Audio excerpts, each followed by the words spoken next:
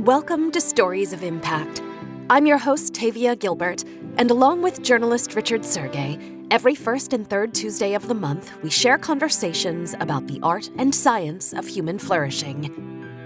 Today is our final episode of our 6th season of Stories of Impact, and Richard Sergey is back in conversation with Templeton World Charity Foundation President, Dr. Andrew Serazin, looking back over the year of stories we are just wrapping up and looking a little bit ahead at what's to come when we begin our 4th year of the Stories of Impact podcast.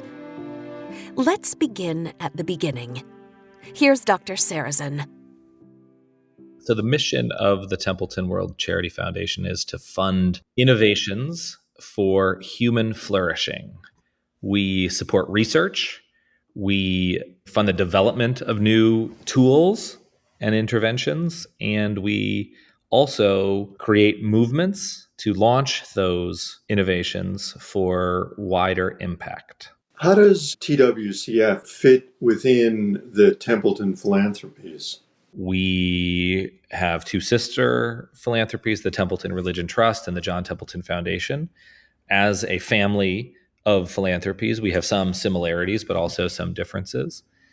At Templeton World Charity Foundation, we take very seriously the instructions to create impact that is positive for people around the world. And so we invest in those tools, technologies, interventions, behavioral change approaches, curriculum, policies that all are designed to improve human life in a way that enables flourishing. How do you think TWCF distinguishes itself from other major philanthropies and foundations around the world? Yeah, I think fundamentally it's the vision of our founder, Sir John Templeton, that sets us apart. He believed in goodness of human life, in its beauty and power, but also its mystery, that we don't know a lot about human nature and ourselves and also the universe. And so it's this great adventure that he instructed us to set out in the early phases of it now, to really discover ways in which we can fulfill our potential, the ways in which we can flourish and enable others to do so. So, that's a very distinctive mission. Other philanthropies will focus on poverty, on climate change, on medical research, on education reform, on criminal justice reform. Those are all really super important topics. But I think one of the things that was unique about Sir John Templeton's broadest ambitions for the foundation was to really enable the search for meaning, purpose, and truth, and to show that it's possible to seek those and even to find some answers to those questions. So you mentioned the term human nature. You just recently published a fascinating piece in Time, whose headline is "How Technology Can Help Us Become More Human." What was your intent, and what do you mean by that? So I think there's this narrative, certainly I feel it today, that we are really at the mercy of technology. Technology sort of taken on its own life in some sense, that we're at the kind of receiving end of the deliverances of technological productions. So, a new release of ChatGPT comes out and we're all kind of scrambling to figure out what it means for ourselves, for our culture, for institutions. And so there's definitely a ways in which human life has been fundamentally altered since I grew up, and that the way in which we form our relationships, fill our minds, train ourselves, build our identities, all of these key features of human life are absolutely mediated by technology, and specifically certain kinds of information technology, and more specifically around that, really sophisticated forms of sort of computer technology that go under the banner of AI. And so that default mode doesn't have to be the way in which we operate in the world today. There are other ways of thinking about the development of technology where we can use these tools to actually strengthen human capacities, as opposed to either ignore those human capacities that are wonderful or even actively erode them. And so you can think about kind of any stage of human life. Let's say adolescence. Adolescence is an obviously important time. It's one where we know that humanity as a whole is struggling during that really key developmental window. Rates of self-harm, of mental illness, of a lot of definable clinical conditions are rising in that age group. And so it's of intense interest. But adolescence is a time of exploration, of development of identity, of learning your own boundaries. And so against the sort of a rising tide of something like anxiety and depression, we can actually design technologies that can mitigate those issues. And I list an example of a really amazing technology called MindLight, which seeks to improve self-control and therefore reduce anxiety in adolescence. And through careful study, this video game system has shown to reduce symptoms of anxiety that are as powerful as the standard of care guided by a therapist. So this really cool system where the video game mechanics are set up such that your character has a light in the game attached to their head, and the light is given feedback through a headset that the user wears, so that the calmer the person is, the more they control their anxiety, the bigger the light gets, and they're able to explore this world, to move on to other levels, to vanquish monsters and so forth. And so it's actually a dynamic neurofeedback loop that's set up such that the user actually strengthens self-control, reduces anxiety, and then does that in the context of a fun, immersive experience. So that's just an example of a kind of technology focusing on a key developmental window that has proven clinical effects, that strengthens a skill that we need to navigate the world. And it should be one of hundreds of different kinds of technologies to do so. And I assume this is a good example of what philanthropy and foundations like TWCF can support to help technology and humans coexist. Yeah, it's not just coexist, to sort of bring the technology in service of humanity. I mean, I think that's the key. It's a creation of ours, and we should optimize that for us, not to optimize it for the machine itself or to engagement rates or advertising dollars, which is really how the internet operates today, but actually making our technological systems in service of human experience in a very real way. And you mentioned philanthropy as a kind of driver of this. And I very much believe that, philanthropies are best suited when they take on a market failure.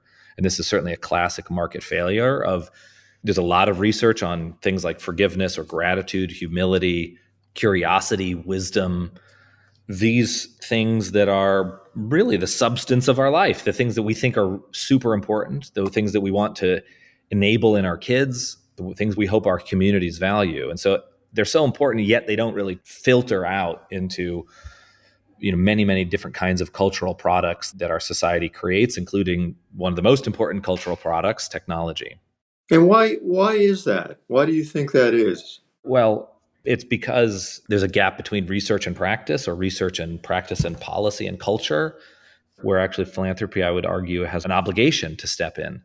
So, in part, there's a kind of supply side issue that the people that are really expert in gratitude or in self-control are not this, and what excites them and drives them and motivates them is not necessarily either cultural production or sort of artistic production, or certainly not technology creation. And so there's a bit of a gap between, in the medical field, they call that a valley of death, where you've advanced a concept, a tool, a technology, an idea enough to show that it may have some relevance, but you don't satisfy the concerns that sort of real people with real resources and businesses and investors have about the investment in that technology. And so it's called the valley of death, because it's where most good ideas go to die. There's a pilot that's done, but it doesn't really advance beyond the pilot stage. And the same is true for technology that's been designed purposefully for the good of an individual. I think also there's this fascination that sort of the paradigm that we always use with technology and evaluating technologies, the paradigm of efficiency, right? So if something makes our life more efficient, if it saves us time, then therefore it is good, because then we will fill our time with other things. Well, I think the history of labor-saving devices, as useful as that is to reduce drudgery and so forth, I think human beings are also really, really good at inventing other ways to use your time, which are not necessarily good for us. So our ability to fill our time with other things is almost infinite. And so there's a bit of this fascination with efficiency as the kind of key goal of any technology. And as long as it does that, I'm going to use this large language model chatbot tool to write my emails. Well, great. And it might help you, in a narrow slice of life, but will it make you a better communicator? Will it help you prioritize where to focus on real relationships? Not necessarily. And so I think there's this sort of false narrative of efficiency as the primary end. Where's your worry meter at this point about tech and these sorts of human value based issues?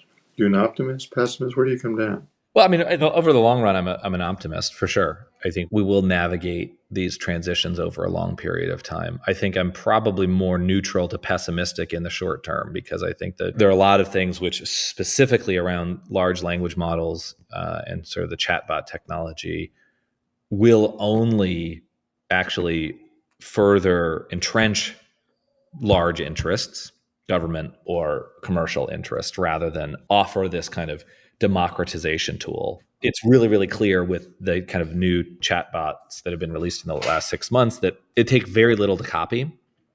You can copy the technology instantaneously. So once one system is created, you're going to get dozens and dozens, hundreds of these systems running around. And so really, human attention will still be the most limiting resource, and therefore it's going to favor those who have large interest and ability to command human attention already. So there's a real equity issue that needs to be resolved in the short term. I think there are real issues with democracy and misinformation. These systems will create content at a rate which is more rapid than we've ever seen digital content being created in the past. And they'll also be almost indistinguishable from human generated content. So there are some huge things to worry about in the short term. And if we get through those things, I think I'm a big believer in technologies for knowledge production, for science, for individuals. But I think, I'm still pretty nervous about it. Let's stay with science and technology for a moment. TWCF has been funding an amazing project that came to something of a conclusion over the last week, called adversarial collaboration around consciousness. First of all, tell me what adversarial collaboration is in your mind, and why did you fund that? Yeah, so adversarial collaboration refers to a specific method of doing science that is kind of sort of like what we all thought science was about. We have people sit around and have these great theories, these hypotheses about how the world works to explain something. And then, other scientists would disagree with them, and they would each do experiments. And over time, one theory and one set of experiments would support one approach to the world, and one explanation would prove to be more reliable or more precise. And so therefore, one kind of theoretical approach would be seen to be more truthful than others. And this, the sort of Copernican revolution was like this, where it was, a heliocentric solar system versus a Earth-centric solar system. Those two different paradigms, and the data showed one was correct and the other. So that's the way people thought science worked. It turns out, actually, science really doesn't work like that, especially for newer areas, or areas that are sort of harder to kind of theorize about, or areas that are harder to generate data about. And one of those areas is the topic of consciousness, which is to say our subjective awareness. How does mind emerge from the brain? That word entered the English language in the 16th century, which initially meant that it was something that was private. You had a secret. And since then, the term conscious, to be conscious, can mean many different things. We can be self-conscious. We can be conscious of something. You could raise our consciousness. There's a lot of different ways in which we use the term. And so there's some fundamental kind of language and conceptual hygiene that's necessary to approach the topic anyway. But it turns out, sort of, if you asked, how does mind emerge from the brain? There's roughly a dozen scientific theories that are out there, maybe a little bit more about that. Many theories of consciousness are not scientific. They're metaphysical, that they make assumptions or claims about fundamental reality, but they're not testable. Of smaller fractions, sort of about a dozen, are actually scientifically testable. And we looked at that kind of mix of different theories, said, hey, look, there's actually a large number of these theories, and they're not getting resolved. So 20 years ago, 30 years ago, some of these have been around for even longer. Business as usual within the research community was to have them all go off and do their own things. And so making incremental advances, doing small experiments, and really lack of progress. And so what we did was to create a mechanism to test these different theories head to head with each other using this mechanism called adversarial collaboration, which is you get adversaries to design a set of experiments which actually differentiate between the two theories.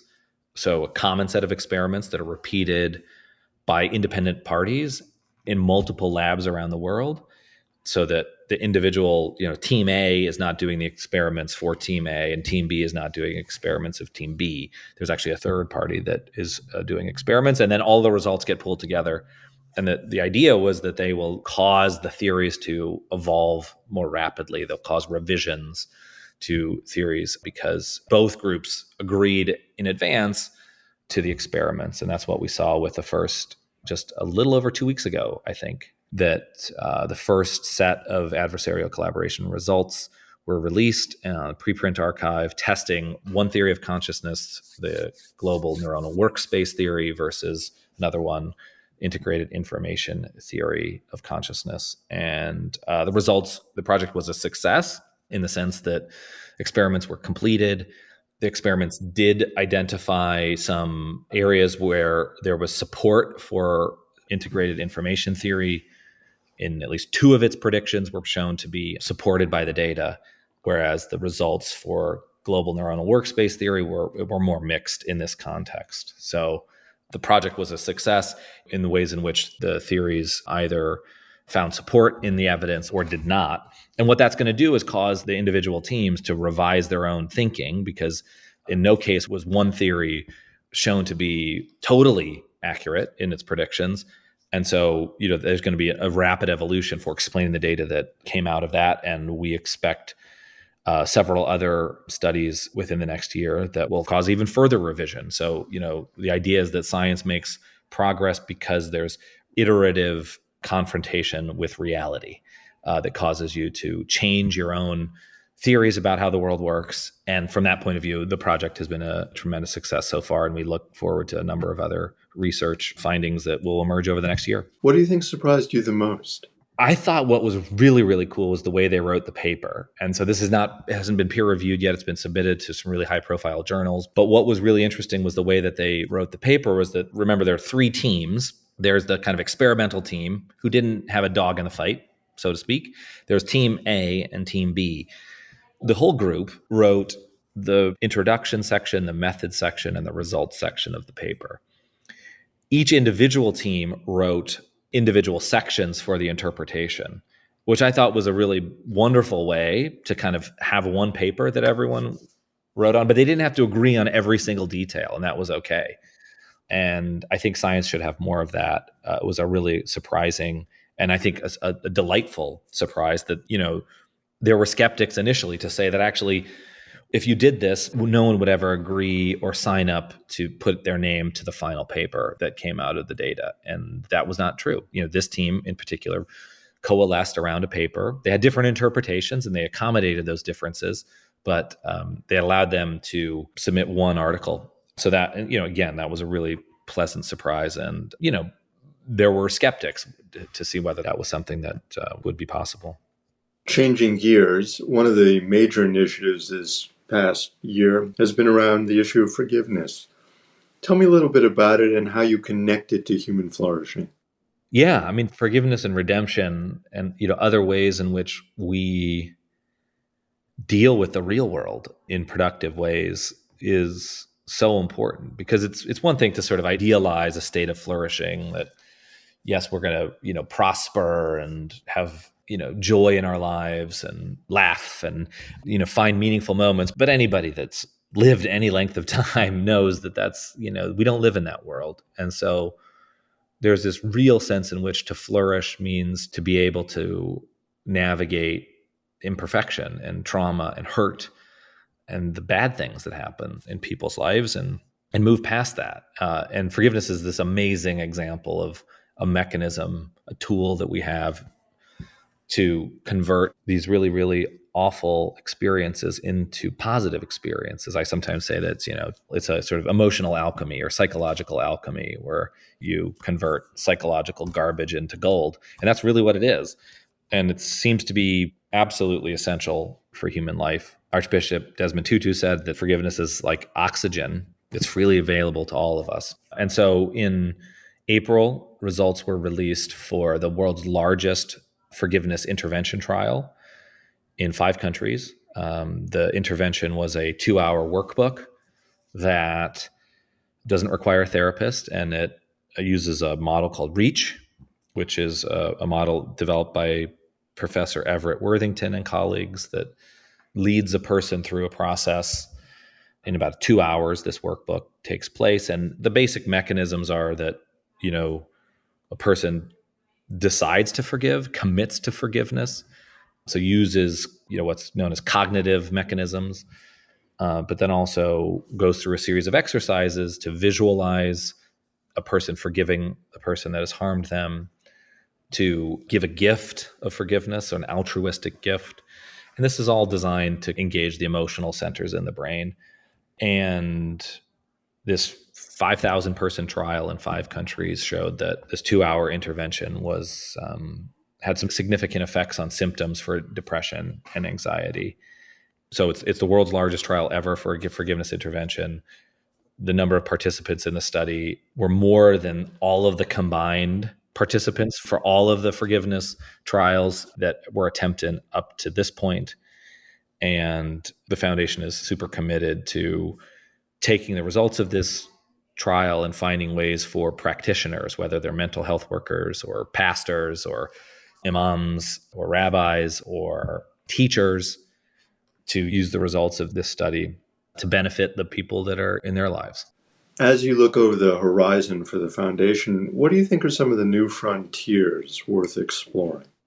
That's a really good question. I mean, I think there's another initiative that we didn't talk about today, but is really important, has to do with polarization in the world. I would argue that polarization is an existential threat in the sense that it makes all other things harder. Polarization is where you get entrenched positions on the different sides of an issue, and new information or even time does not resolve those differences.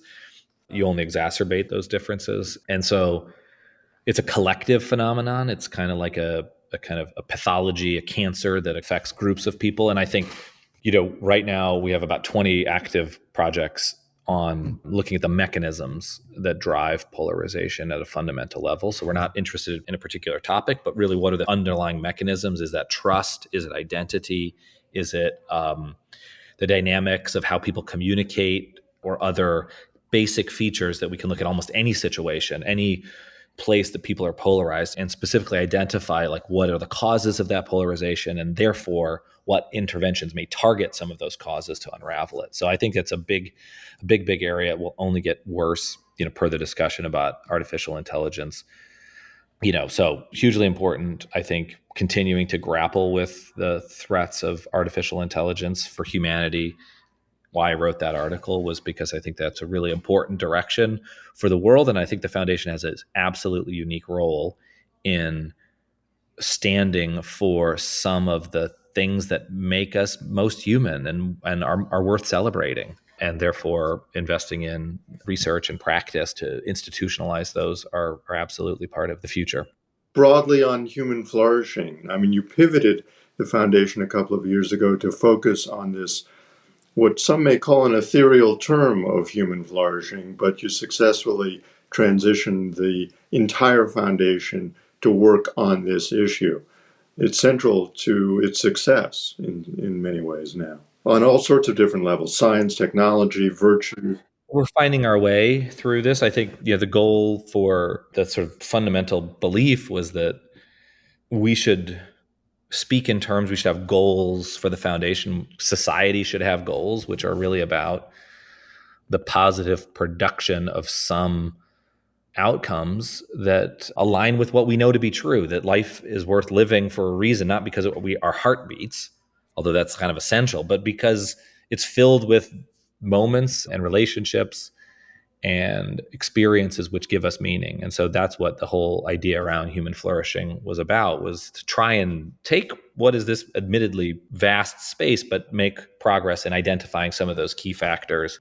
And we find that there's even more and more interest in the topic really as time goes by. It's a way to speak with religious institutions, which have really been thinking and practicing elements of human flourishing for thousands of years, because religious institutions and religious practices are oriented towards things that are beyond the immediate, more about the ultimate.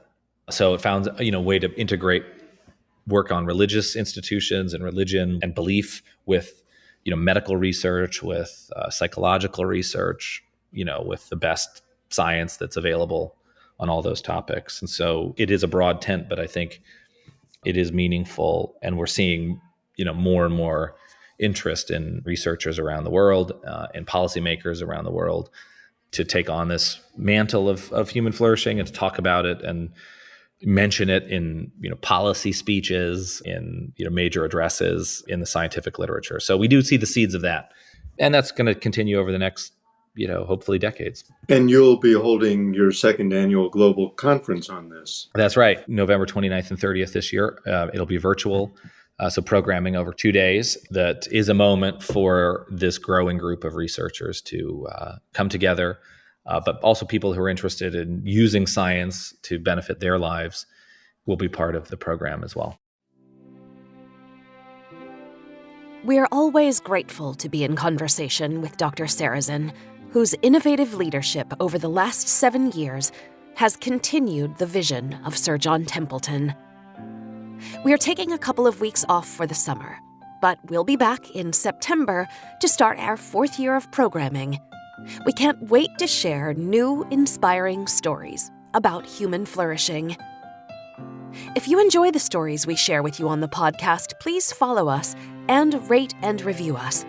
You can find us on Twitter, Instagram, and Facebook, and at storiesofimpact.org. And be sure to sign up for the TWCF newsletter at templetonworldcharity.org. This has been the Stories of Impact podcast with Richard Sergey and Tavia Gilbert. Written and produced by Talkbox Productions and Tavia Gilbert. Senior producer Katie Flood. Music by Alexander Filipiak. Mix and master by Kayla Elrod.